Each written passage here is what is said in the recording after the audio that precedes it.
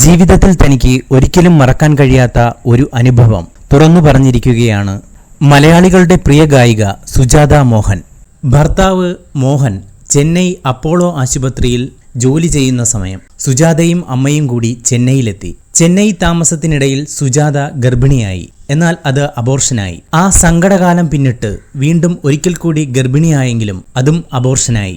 ഇതോടെ കുത്തുവാക്കുകളും കള്ളക്കഥകളും പ്രചരിക്കാൻ തുടങ്ങി. പാട്ടുപാടി നടക്കാൻ വേണ്ടി സുജാത കുഞ്ഞുങ്ങളെ വേണ്ടെന്നു വെച്ചു എന്നായിരുന്നു അക്കാലത്തെ കഥകൾ. അങ്ങനെയാണ് താൻ പാട്ടിനെ വെറുക്കാനും വിഷാദത്തിലേക്ക് പോകാനും തുടങ്ങിയതെന്ന് സുജാത മോഹൻ ഒരു മാസികയ്ക്ക് നൽകിയ അഭിമുഖത്തിൽ പറയുന്നു.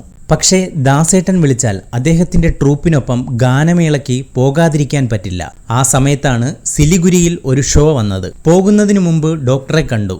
സാമ്പിൾ പരിശോധിക്കാൻ നൽകിയിട്ടാണ് പോയത്. ഫ്ലൈറ്റ് മിസ്സായതിനാൽ സിലിഗുരിയിലേക്കുള്ള 10 മണിക്കൂർ യാത്ര ബസ്സിലായിരുന്നു. പക്ഷേ പകുതി ദൂരം പിന്നിട്ട് വീട്ടിലേക്ക് വിളിച്ചപ്പോഴാണ് കാര്യമറിഞ്ഞത്. പരിശോധനാ ഫലം പോസിറ്റീവാണ്. ഞാൻ വീണ്ടും ഗർഭിണിയാണ്. ഇതു കേട്ടപാടെ ദാസേട്ടൻ ബസ് നിർത്തിച്ചു. സംഗീത ഉപകരണങ്ങൾ കൊണ്ടുവന്ന പെട്ടികളിലെ സ്പോഞ്ചുകൾ വാരിയെടുത്ത് അവ സീറ്റിനു മുകളിൽ വാരിയിട്ട് അതിൽ കിടത്തിയാണ് പിന്നെ എന്നെ കൊണ്ടുപോയത്. പ്രോഗ്രാം കഴിഞ്ഞ് തിരിച്ച് ചെന്നൈയിലെത്തിയെങ്കിലും ദാസേട്ടൻ എന്നെ അദ്ദേഹത്തിന്റെ വീട്ടിൽ നിന്ന് വിട്ടില്ല. അദ്ദേഹത്തിന്റെ മക്കൾക്കുള്ള മുറി എനിക്കായി മാറ്റി. പിന്നീട് 3 മാസത്തോളം അവിടെയാണ് കഴിഞ്ഞത്.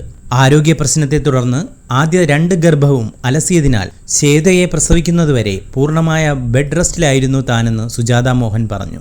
ജീവിതത്തിൽ ഒരിക്കലും മറക്കാൻ പറ്റാത്ത ദിനങ്ങളായിരുന്നു അക്കാലമെന്നും സുജാത ഓർക്കുന്നു. ഈ വാർത്ത ഇഷ്ടമായാൽ ലൈക്ക് ചെയ്യൂ, ഷെയർ ചെയ്യൂ. നിങ്ങളുടെ അഭിപ്രായം കമന്റായി രേഖപ്പെടുത്തൂ. സബ്സ്ക്രൈബ് ചെയ്യൂ ബബിൾകം മീഡിയ.